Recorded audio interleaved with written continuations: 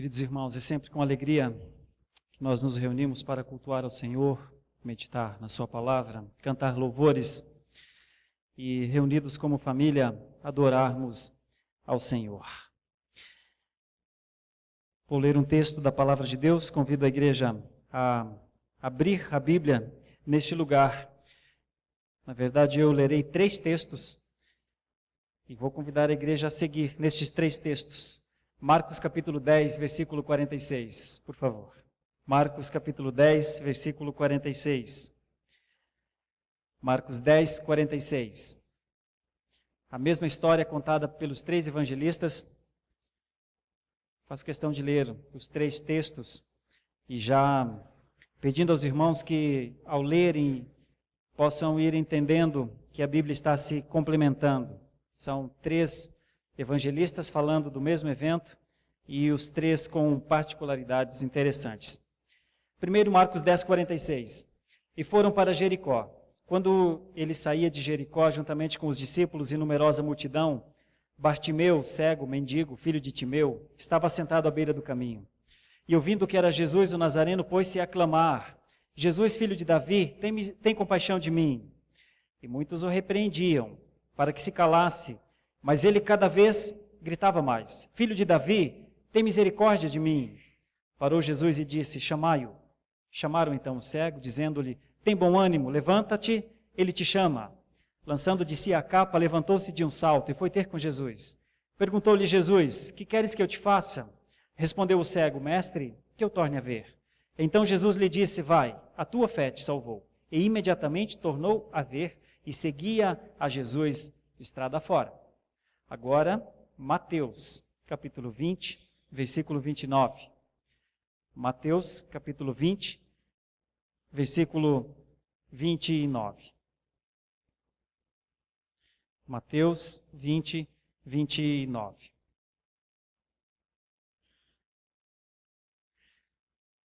Saindo eles de Jericó, uma grande multidão o acompanhava.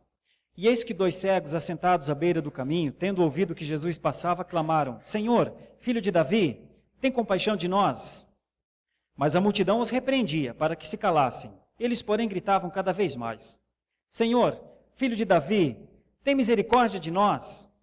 Então, parando Jesus, chamou-os e perguntou: que quereis que eu vos faça? Responderam: Senhor, que nos abram os olhos. Conduído, Jesus tocou-lhes os olhos e imediatamente recuperaram a vista e o foram seguindo. E agora o último texto, Lucas 18.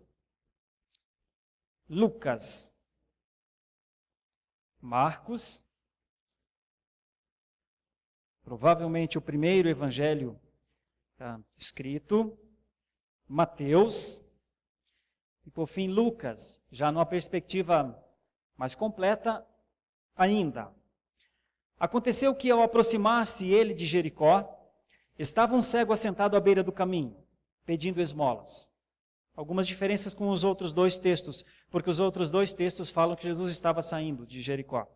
E este fala que ele estava se aproximando de Jericó. E diz que o cego estava pedindo esmola. Em Marcos 1 cego, em Mateus 2 cegos, em Lucas 1 cego de novo. E ouvindo o tropel da multidão que passava, perguntou o que era aquilo. Anunciaram-lhe que passava Jesus, o Nazareno. Então ele clamou: Jesus, filho de Davi, tem compaixão de mim. E os que iam na frente o repreendiam para que se calasse. Ele, porém, cada vez gritava mais: Filho de Davi, tem misericórdia de mim. Então parou Jesus e mandou que lhe o trouxessem. E tendo ele chegado, perguntou-lhe: que queres que eu te faça? Respondeu ele: Senhor, que eu torne a ver. Então Jesus lhe disse: recupera a tua vista, a tua fé te salvou. Imediatamente tornou a ver e seguia-o, glorificando a Deus. Aqui só Lucas diz glorificando a Deus, os outros 2 dizem imediatamente tornou a ver e o seguia. E Lucas acrescenta também todo o povo, vendo isto, dava louvores a Deus. Querida igreja, eu vou fazer uma breve meditação nesse texto sobre um tema que é amplo, mas ao mesmo tempo é específico. eu vou falar sobre a redenção de um homem. A redenção completa de um homem. Do que constitui verdadeiramente uma redenção. O ato de redimir, os efeitos dessa redenção. E nós temos aqui uma passagem, aliás, 3 passagens, que falam de uma coisa só, um fato só, deste homem. Os assuntos deste texto, as palavras-chave deste texto são Jericó, a cidade de Jericó que ficava a uns 25 quilômetros de Jerusalém. E nesta época, próximo da Páscoa, todos estavam indo a Jerusalém. Passavam por Jericó, desciam de Tiro, Sidom e vários outros lugares ao norte, estavam indo para Jerusalém. Jesus também passava por este lugar. Jericó, 1 ou 2 cegos, provavelmente 2 mesmo. Provavelmente, quando Jesus entrou em Jericó, é difícil falar 2 Jericós, mas uma, pelo menos, construída há muito tempo, poderia ser dito como Jericó judaica, já tinha uma longa história, e mais perto do tempo de Jesus, foi levantada uma nova Jericó, mais ou menos 1 quilômetro de distância, praticamente emendadas as 2 cidades, mas possivelmente, como já tem sido dito aqui, foi falado há uns 15 dias, provavelmente os 2 cegos estavam neste lugar e foram curados por Jesus. Possivelmente, eles realmente perceberam Jesus quando ele estava entrando na Jericó judaica.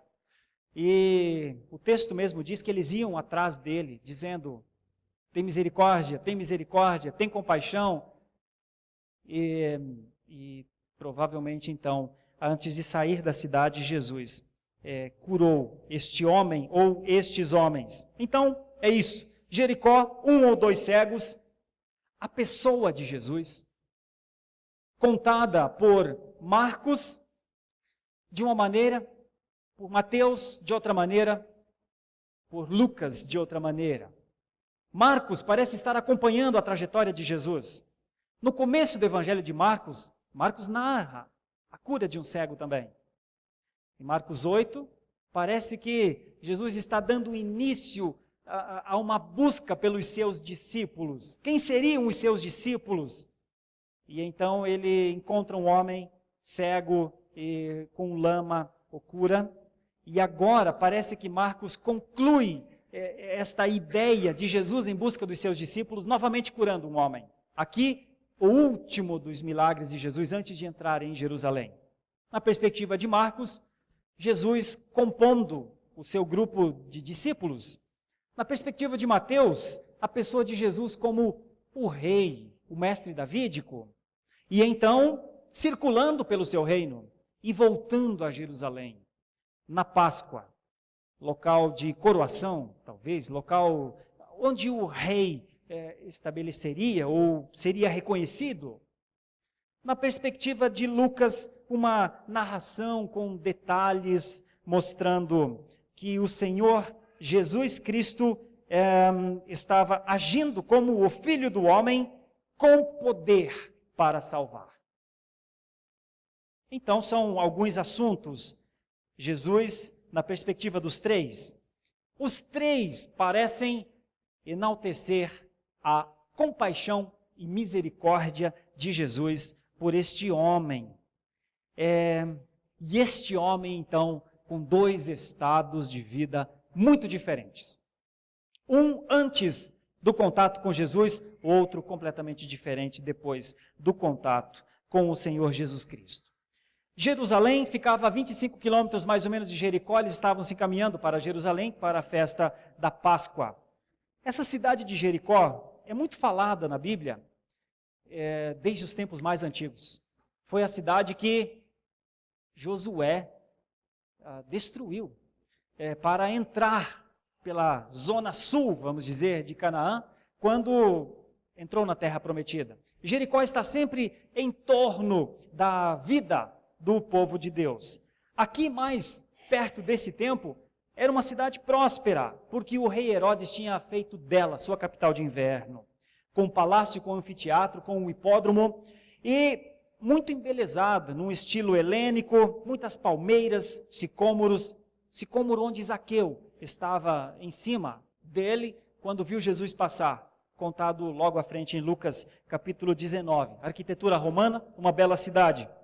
Produzia bálsamos, muitos produtos comerciais, talvez por isso também tenha sido chamada de lugar perfumado, centro de arrecadação de impostos e realmente uma cidade importante. Todos conheciam e muitas coisas se passam em torno da cidade de Jericó. Jericó de Josué, Jericó de Raabe, Jericó da parábola do bom samaritano, da parábola dos servos e dos talentos, destes cegos, cidade de Zaqueu. Jesus desenvolveu um ministério muito interessante em Jericó. E aqui mais aparentemente uma cura só, não é? Uma cura. Não é uma parábola, é um fato. Aconteceu. Jesus passava por lá, os 3 evangelistas narram, complementando a história, mas foi só uma cura? Talvez uma cura, um fato real, mas um fato real que tem em si uma parábola para um entendimento mais profundo. Este homem foi só tratado, curado, ou realmente Jesus está querendo aqui, com a cura deste cego, mostrar o poder da redenção? O que a redenção pode fazer na vida de um homem? Eu quero caminhar nas 2 direções, no fato histórico e na mensagem, que pode estar aqui e pode ser muito útil a nós em dias atuais, porque aqui nós temos um discípulo que vê. Aqui nós temos um discípulo que vê coisas que não é só a vista recuperada que faz ver. Porque aqui nós temos um discípulo que viu tanto o visível, imediatamente Jesus na sua frente, mas parece que ele viu coisas além do que os seus olhos viram. Então ele viu o visível e o invisível, ele viu o material e o imaterial, ele viu o agora, mas também viu o futuro, viu a terra, reviu a boa experiência de ver de novo, mas além da terra, parece que esse homem contemplou o céu, da escuridão para a luz. Você está diante de um homem que recebeu mais do que pediu. Você está diante do cego de Jericó, que clamou para ver. E além de ver, foi salvo. Você está diante de um homem que não foi só curado, mas foi redimido. E nós vemos isso pela maneira como ele reagiu a Jesus. Então, eu quero falar aqui da redenção de um homem, a partir de pelo menos 3 ideias que este texto de Lucas, os outros também, mas esse texto de Lucas nos mostra. Veja o versículo 38. Então ele clamou: Jesus, filho de Davi, tem compaixão de mim. A palavra boa para pensar aqui é a palavra clamar. O que é clamar? Como foi este clamor? Então ele clamou: Jesus, filho de Davi, tem compaixão de mim. Meus irmãos, isso foi uma oração. Isto foi uma oração muito direta. Isto foi uma oração com muita convicção. Isto foi uma expressão, uma exclamação comprometida, súplica desesperada. Isso foi uma mistura de voz com choro, talvez. Isso foi um implorar. E o que isso tem a ver?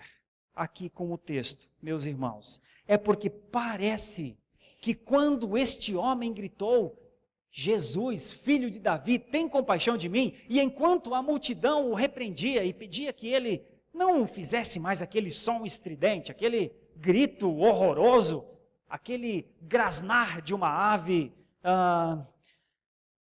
parece que por trás deste ato, deste homem, havia uma voz, nem sempre ouvida por Jesus.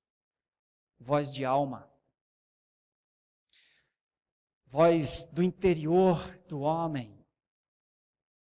Súplica que as palavras são apenas retóricas, mas o grito deste homem era mais forte, mais direto, mais objetivo do que a formulação das palavras.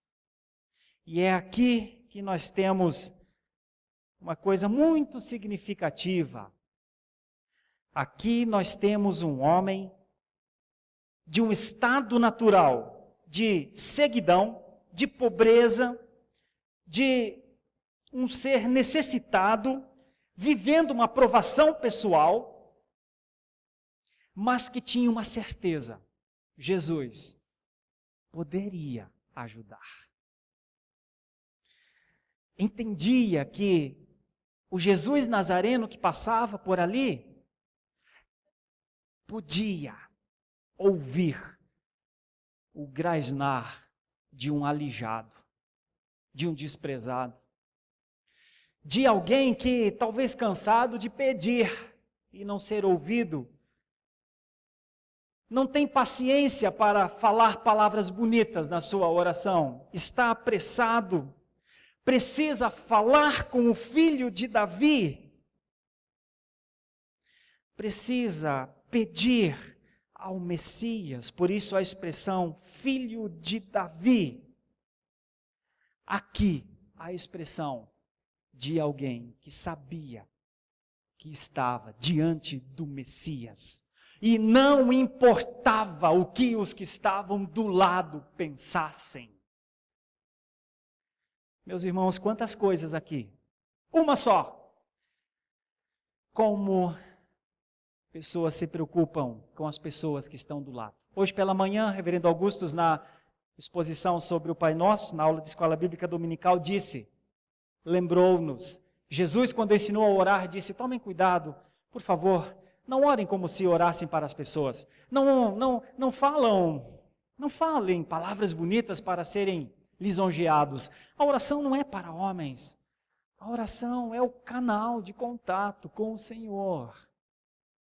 É como se Jesus estivesse dizendo: não façam o caminho mais difícil. Talvez o caminho mais difícil até os leve a perderem-se. Não façam desse instrumento tão significativo, que pode realmente chegar aos ouvidos de Deus, não façam dele algo para serem elogiados, porque se fizerem isso, talvez Deus nem os ouvirá, ou nem os atenderá. Ok, vocês receberão as palmas das pessoas que estão do lado, mas erraram no princípio. Escolheram os caminhos indiretos.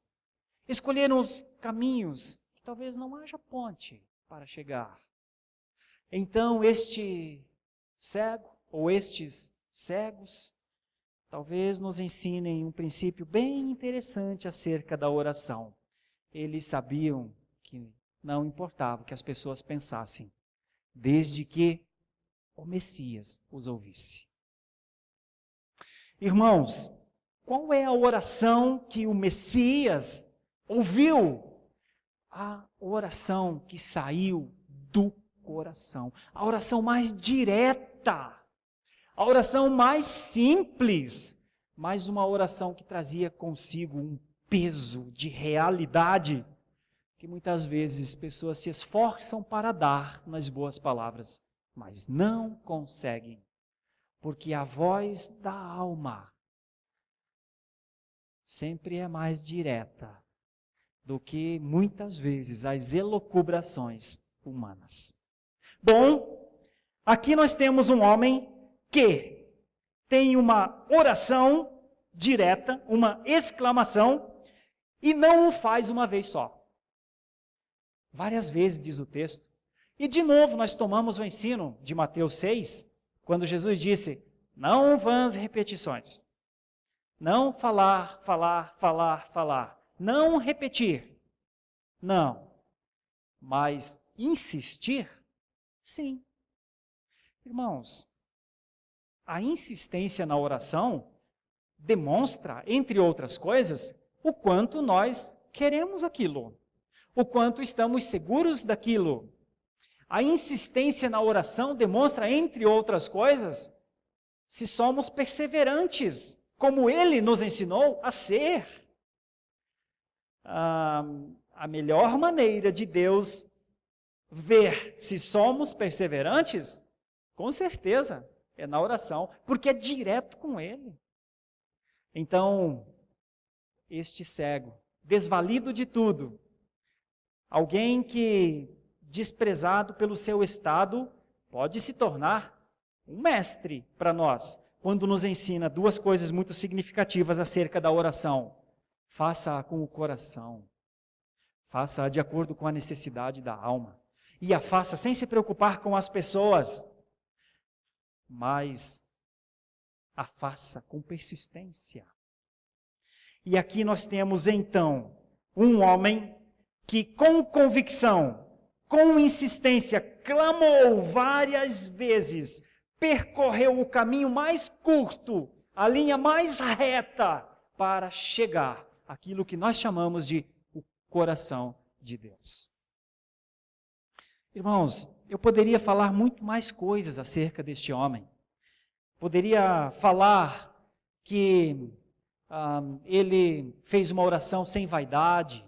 Poderia falar que ele percebeu a sorte chegar. Poderia falar que ele, na sua esperança, entendeu que poderia ser curado. Poderia falar uma infinidade de coisas. Mas eu quero falar de outra coisa. Eu quero falar da parte de Jesus, no caminho da redenção de um homem. Tem essa primeira parte que é o homem querer. Eu sei que é Deus quem faz isso, eu sei que é Deus quem opera isso no coração, mas irmão, ninguém é salvo contra a vontade, ninguém é curado contra a vontade, ninguém anda com Jesus contra a vontade. É uma coisa maravilhosa, isso é um mistério. Ele nos faz querer a Ele mesmo. E parece que aqui nós vemos um homem querer de Jesus. E o que ele queria de Jesus, parece que Jesus estava pronto para dar. Então, se a primeira coisa, se a primeira ideia aqui da redenção de um homem é a oração, a segunda ideia na redenção de um homem é a provisão de Deus. E eu olho para os versículos 40 a 42, meu Deus, que são esses versículos? É Deus olhando para este homem e dizendo, eu estou aqui. O que tu queres que eu faça por você? Eu posso fazer.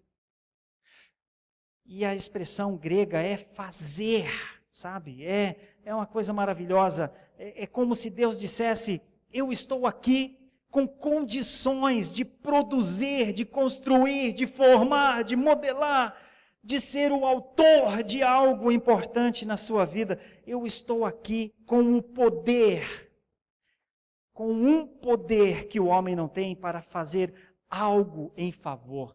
Eu estou aqui para completar. Eu estou aqui para dar plenitude. O que te falta? E isso, meus irmãos, eu sei que a palavra provisão não é palavra de moda. A palavra de moda é prosperidade. Eu sei, todos estão habituados a essa palavra, mas a palavra provisão é tão maior que prosperidade. Houve prosperidade aqui na vida deste homem, claro que houve, mas a palavra prosperidade tão desgastada, parece que estamos falando de cifras. O que há em Deus, na redenção, é a provisão. Agora pense numa provisão. Como é a provisão na vida do cego? Aqui nos versículos 40 para frente. O grito desesperado deste homem fez Jesus parar. A expressão parar também é interessante, é como se Jesus se voltasse, olhasse para ele, não quisesse fazer mais nada, não quisesse andar, quisesse ali, naquele momento, colocar-se, estabelecer-se diante deste homem, olhar fixo neste homem, permanecer diante deste homem, íntegro diante deste homem. Jesus parou para este homem. A provisão aconteceu na vida do cego, começou a acontecer quando Jesus parou, ordenou que o trouxessem. O outro texto de Marcos diz que ele, de prontidão, imediatamente saltou e foi à presença de Jesus. E nós temos nesta provisão, então, a primeira grande recompensa do cego foi ouvido e chamado. A segunda grande recompensa, a cura. As necessidades e cargas de um homem, de uma mulher desesperada, são vistas por Jesus. Irmãos, irmãs, eu imagino aqueles que estão orando há muito tempo por alguma coisa. Eu imagino ao final de um ano como este, e muitos têm orações e estão persistentemente em oração. Alguns por cura, outros por conversões, outros por paz no lar. Eu imagino aqueles que em algum momento, já em meio às suas orações, talvez tenham pensado, não vai acontecer. Não vai acontecer. Eu tenho falado, tenho orado, tenho insistido, tudo isso que ele fez, mas o tempo está passando, ainda não aconteceu. Irmãos, eu ouvi uma expressão de um homem muito simples, há muito tempo atrás, que em meio a orações minhas, a dúvidas, começo da minha vida cristã, lutando com o imediatismo, querendo respostas, ele disse, numa simplicidade muito grande, ele disse, Deus está preparando você. As tuas orações são preparações que Deus está fazendo na sua vida. São provações também.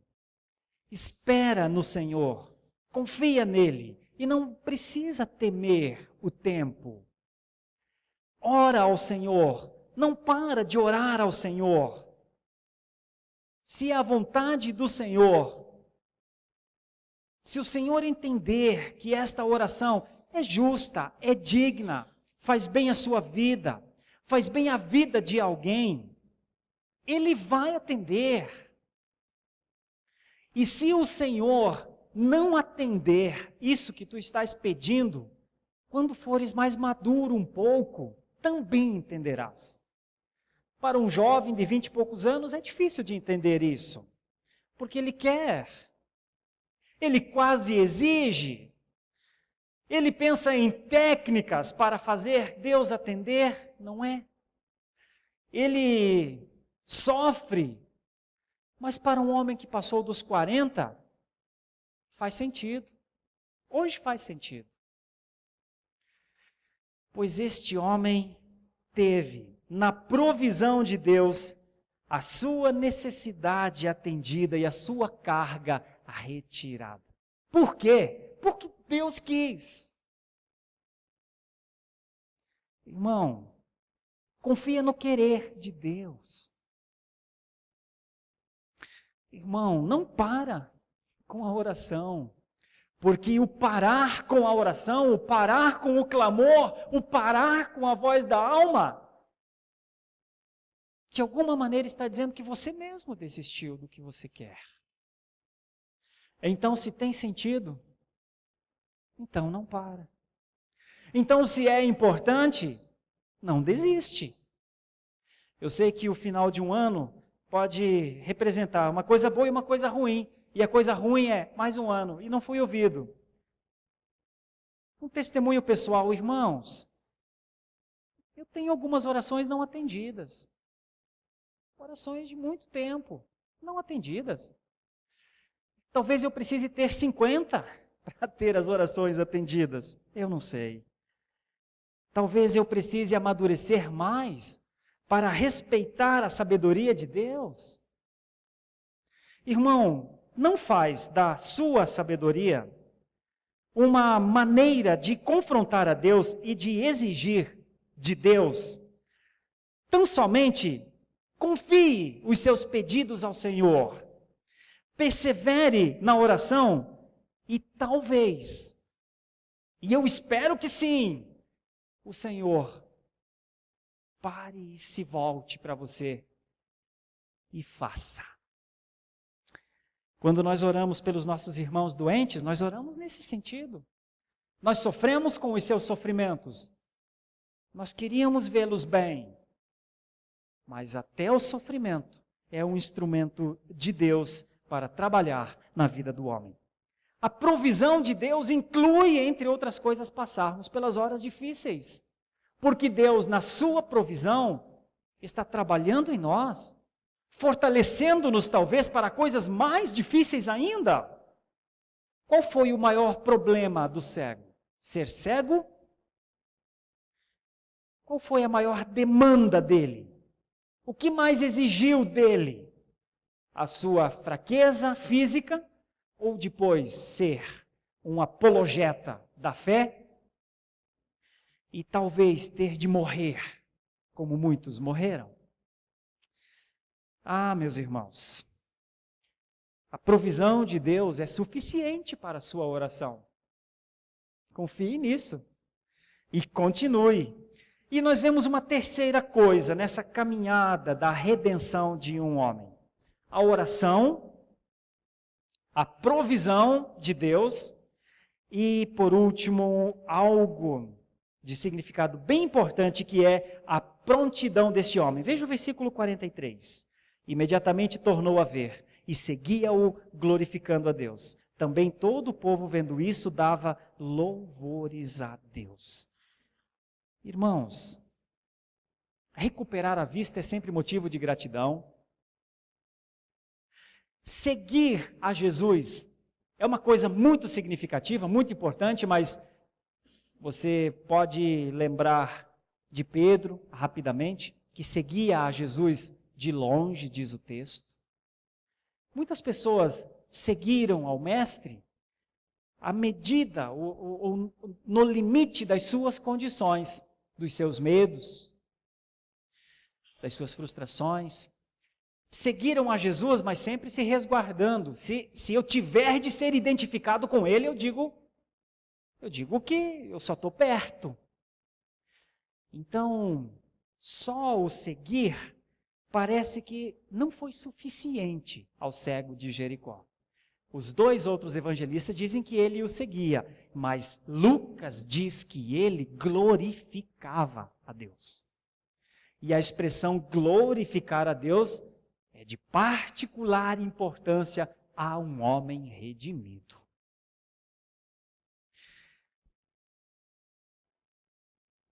Antes eu te conhecia de ouvir falar, disse Jó, mas agora os meus olhos te veem. Ver, seguir e glorificar é um estado de maior comprometimento do que a oração que ele fez antes. Na sua oração, ele estava comprometido com a sua necessidade.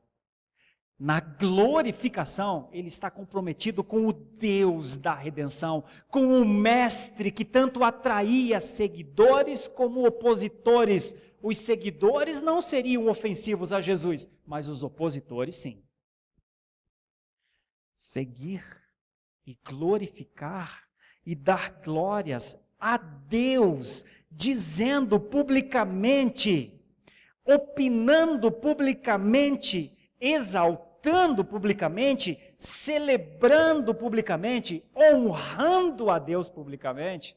Ah, isso é um comprometimento que é talvez o maior dos ensinos deste homem para nós. Aqui nós temos um homem dando dignidade a Deus. Aqui nós temos um homem dizendo acerca do valor de Deus, da majestade de Deus, da glória de Deus. Aqui nós temos um homem que assumiu ser discípulo, andar com.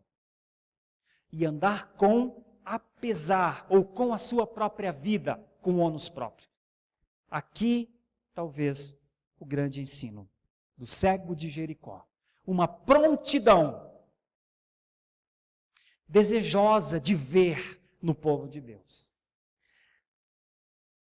Ele não só foi curado, mas ele foi aceito como seguidor, recebeu mais que pediu, viu mais que esperava, seguia e glorificava, agora estava unido ao caminho de Jesus, tornava-se um discípulo, acompanhava Jesus.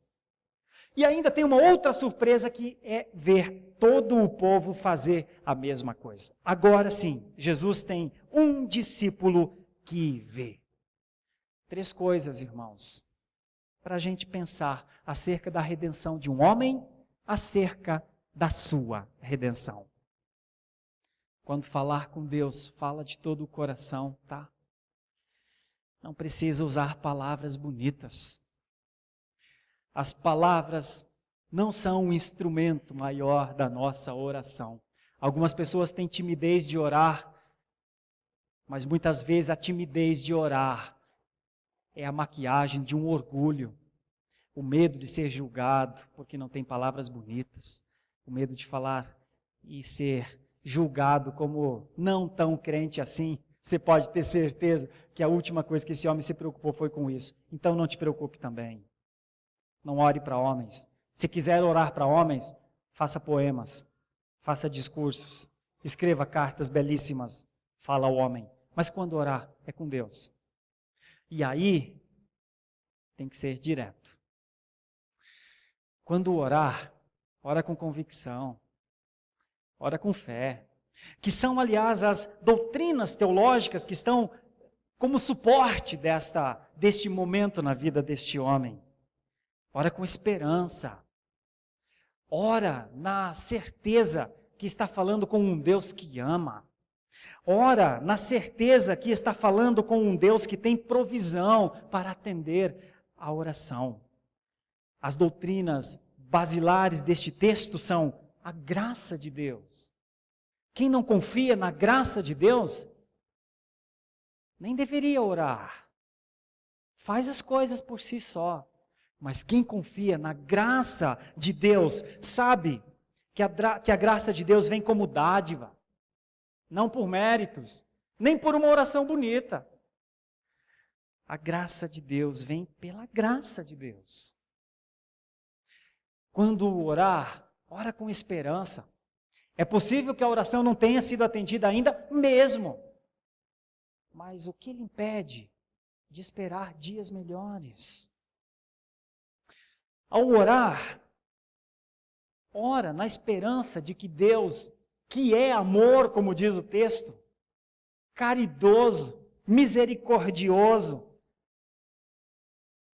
tem provisão para a oração. Ora com fé. Irmãos, é muito interessante isso, porque parece que este cego está, quando ele vê, antes de ver, quando ele sabe que Jesus está passando, parece que ele tem em sua mente aquilo que Joel falou há muito tempo atrás. Haverá um dia que coxos andarão, que cegos verão. A oração da fé é baseada em promessas do Senhor. Não é baseada em campanhas constrangedoras ao Senhor. É baseada na certeza que o Senhor cumpre as promessas que Ele tem para com Ele mesmo. Por isso, irmãos, oração, provisão e prontidão fecham uma ideia aqui da redenção de um homem, sustentado por doutrinas muito fortes. A busca pela fé, guiada pelas promessas e baseadas nelas, nunca serão em vão. Por isso nós somos povo de oração. A graça de Cristo deve ser reconhecida com gratidão para a glória de Deus, porque ela vem da provisão de Deus. A excelência dos seus preceitos, o valor da salvação devem ser honrados com um passo em sua direção. Prontidão. Você tem dúvida que Cristo continua abrindo os olhos dos homens? Você tem dúvida que Cristo continua a atrair os corações dos homens para si? Você tem dúvida que Cristo continua a conduzir os pés dos homens para si? Por isso, quando olhamos para a passagem do cego ou dos cegos de Jericó, embora entendendo como um fato real, parece ter uma mensagem que vai além da cura em si. O cego de Jericó, à luz de Marcos, parece ser um modelo, uma parábola da vida real. Bartimeu é um exemplo de discípulo, ou de como Jesus continua a fazer discípulos. Porque o seu pedido, o seu grito do Espírito dependente é como o de uma criança, bem como Jesus disse que era para ser. O seu pedido não é baseado em egoísmo. Em um determinado momento, 2 discípulos de Jesus dizem, lá na tua glória, quando chegares, podes nos dar um lugar, um à tua direita e um à tua esquerda? Esse homem ora por outra coisa. Este homem ora por visão. O seu pedido gera uma bênção maior, que é a sua salvação. Irmão, você duvida que Cristo está em ação? Você duvida que Cristo continua abrindo os olhos, atraindo pessoas a si? E pessoas não só o seguem, como o glorificam? Bom, eu não duvido. E tenho visto isso acontecer. A redenção de um homem começa com Deus e termina com Deus. Mas o homem tem a oportunidade de se relacionar. Deus está agindo na redenção, mas ao mesmo tempo Deus está ouvindo a oração, agindo em favor dele, trazendo-o para perto de si e fazendo desse homem mais do que um homem curado, um homem que o glorifique. Eu quero concluir essa meditação, meu irmão, fazendo uma reflexão acerca da nossa vida, já que também fomos libertados do império das trevas, transportados para o reino do Filho do seu amor, onde a Bíblia diz que temos a redenção, remissão dos pecados e tudo. Quero fazer uma reflexão acerca da nossa vida, mais ou menos pensando num salmo de um homem de muito tempo atrás que disse, na angústia clamei ao Senhor e Ele me livrou de todas as minhas tribulações.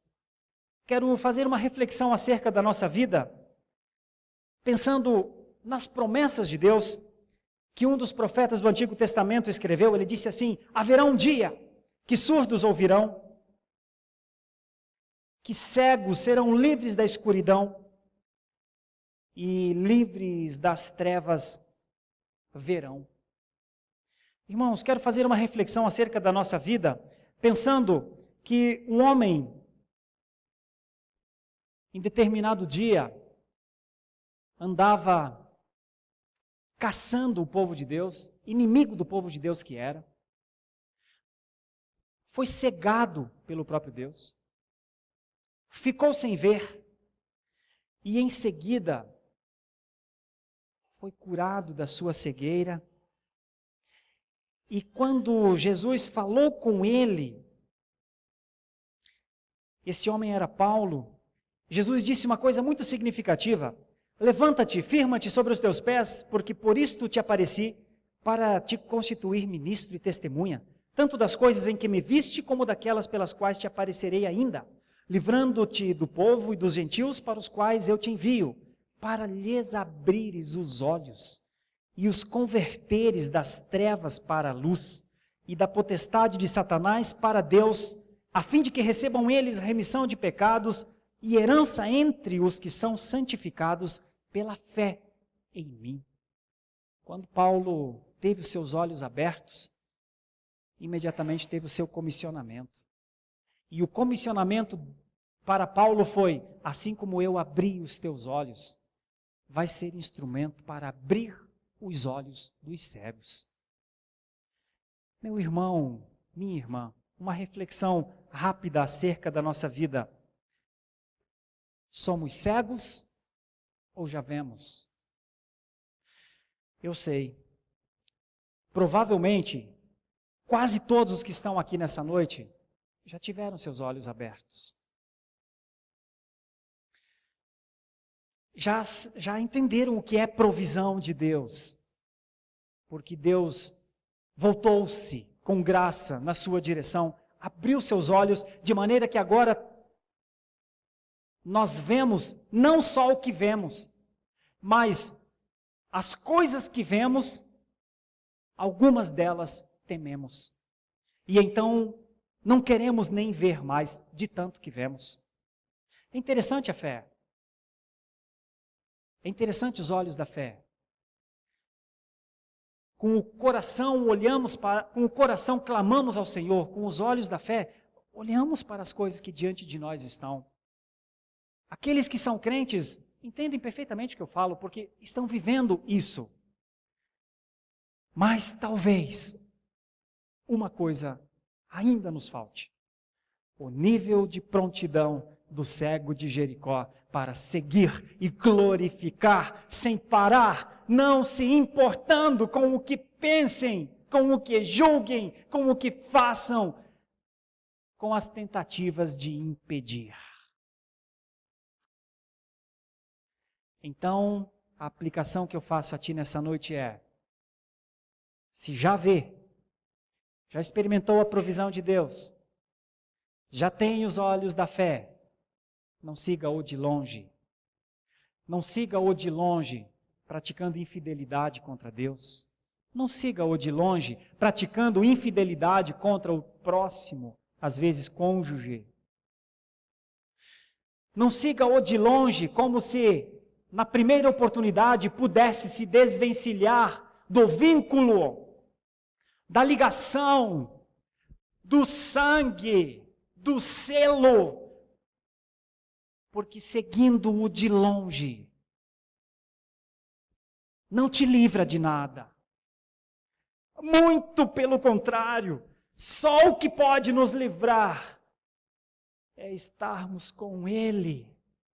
Irmãos, eu não tenho dúvida, muitos erram aqui, muitos se perdem aqui, muitos seguem-no à distância, tentando manter sua personalidade, tentando manter seu jeito de ser, muitas vezes seus hábitos, muitas vezes para não serem identificados de medo das reprimendas que vêm por ser um seguidor de Jesus. E muitos erram nesse ponto. O cego de Jericó nos ensina uma coisa muito significativa. Ele o seguia e o glorificava. Não erre. Talvez muitos de nós tenham errado até aqui. Vou retomar. Já vemos. Já contemplamos pelos olhos da fé o nível de provisão de Deus, mas ainda não tivemos coragem para dizer ao mundo que somos crentes. Ainda não tivemos coragem para, dentro dos ambientes em que trabalhamos, círculos de amizades, nos posicionar como homens e mulheres bíblicos, como homens e mulheres embaixadores e embaixatrizes, responsáveis. Ainda não tivemos coragem, de medo que temos do que vão nos avaliar, e de medo de sermos mal avaliados, então, talvez muitos ainda precisem dar este passo, e eu quero usar este momento para te desafiar. Se quer ser um seguidor de Jesus, se quer segui-lo em 2014, honrando e glorificando-o, em nome de Jesus, toma essa decisão no seu coração, faz agenda, diz para você mesmo: um dia da minha semana eu vou viver para isso. Diz para você mesmo: um dia da minha semana eu vou interceder, eu vou colocar na minha agenda, eu vou viver e vou dar prioridade. Porque se você não colocar na sua agenda, provavelmente não terá tempo de oração, não terá tempo de evangelismo, não terá tempo de testemunho. Ocupará todo o tempo de 2014 para você mesmo. Segui-lo e glorificá-lo exigem atitudes práticas. A atitude prática do cego de Jericó foi se levantar imediatamente. A palavra akolotel, segui-lo, estar com ele, glorificando ao Senhor. Se ainda te falta isso, que tal repensar, admitir, arrepender-se de não ter glorificado ao Senhor neste ano de 2013, a retomar isso, pedir perdão e reassumir um compromisso com Ele. Porque a redenção de um homem inclui também a glorificação. Que o Senhor possa nos ajudar, que pela sua graça, já que Ele agiu tanto em nós, nos salvando, provisionando tudo o que nos é necessário, que Ele também possa nos ajudar a dar este passo. Que possamos ter um ano realmente novo, mais próximo de Jesus, glorificando-o em todos os nossos atos, não sendo confundidos como pessoas que não o conhecem. Porque nós o conhecemos. E não é de ouvir falar, é porque os nossos olhos o veem. Que a graça possa nos assistir nesse sentido. Talvez haja alguém entre nós precisando fazer isso. E eu vou orar agora exatamente por isso. Então eu vou pedir para que a igreja feche os seus olhos por um instante, um segundo de reflexão. Quero deixar você pensar em você mesmo. Feche os seus olhos por um instante, um minuto. Deixa a voz da consciência lhe avaliar. Permita-se avaliado pela voz da sua própria consciência. Já foi curado da cegueira espiritual? Consegue compreender a salvação, que existe um Salvador? Se ainda não compreende, não é ainda um salvo, eu te perguntaria, vai sair dessa igreja com a condenação sobre você? Aceite a Cristo, aceite o chamado dele, aceite o convite dele. Ele tem poder para salvar. Diga, Senhor, eu quero ser salvo. Já foi provisionado com todas as coisas, já está salvo de tal maneira que os teus olhos já conseguem contemplar o que é certo e o que é errado? Então o grande desafio é abandonar o que é errado. Buscar o Senhor com intensidade. Ainda os olhos não foram abertos? Vai sair dessa igreja cego? Diante da palavra? Diante do apelo? Diante da disposição de Deus de salvar, de tirar as escamas dos olhos? Vai esperar uma outra oportunidade? Haverá ainda uma outra oportunidade? Já aceitou o Senhor Jesus como Salvador? Já consegue olhar com os olhos da fé? Já segue ao Senhor, exclamando agora ao mundo, não mais a Deus, mas ao mundo, glorificando a Deus com os seus atos, com a sua vida?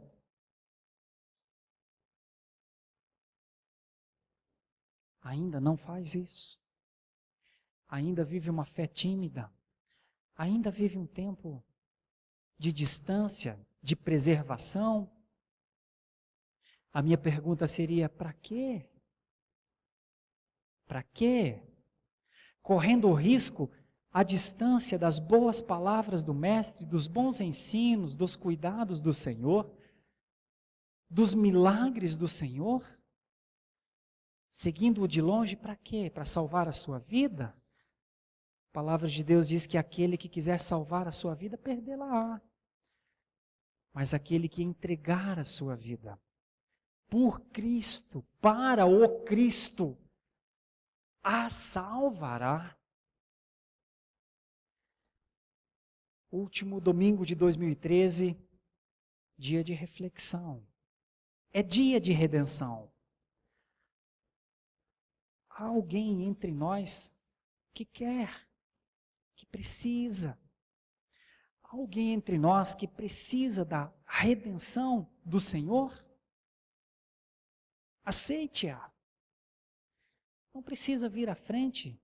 Talvez ainda tenhas um pouco de preocupação com o que as pessoas pensem ou digam.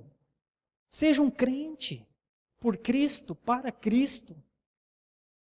Assuma um compromisso no seu coração, no último dia, no último domingo, na última hora do ano de 2013. Eu quis abrir os olhos, experimentar a provisão de Deus, andar com Ele. Este é um lugar de salvação. Centenas de pessoas ao longo dos tempos têm experimentado isso. Se há alguém entre nós que ainda não é salvo pelo Senhor, quer ser salvo? Pois seja em nome de Jesus. Aceite-o como seu Salvador. Considere-o seu Senhor, seu Mestre. Seus olhos se abrirão. Você perceberá o que é estar com este Mestre. Nós ainda vamos cantar uma canção. Você ainda tem tempo para meditar nisso. Medite, pense, ore. Este não é um tempo para pessoas, este é um tempo seu, com o Senhor. Se você já é um cristão, mas vive à margem do cristianismo, reconsidere essa ação. Reconsidere este descaso, este até desprezo ao Senhor. Em alguma medida, talvez até desonra. Porque foi tanto que Ele fez. Eu sei que a grande parte dessa igreja é salva. Mas talvez haja um entre nós, uma entre nós que ainda não é. Eu insisto, como súplica, como pedido mesmo, não saia dessa igreja como entrou. Essa igreja está aqui sustentada, entre outras coisas, para você. Essa igreja está aqui para receber você. Não siga seu caminho à distância dele, porque você não consegue manter a sua segurança espiritual à distância dele. Inteligentes foram os cegos de Jericó, que clamaram com a alma: Senhor, Mestre, Filho de Davi, misericórdia, compaixão, pena de mim, estou perdido. Entenda que o Senhor Jesus parou para eles. Entenda que o Senhor Jesus, mais do que curou, os salvou. E aqueles a quem o Senhor salvou, de modo nenhum serão tomados das suas mãos novamente.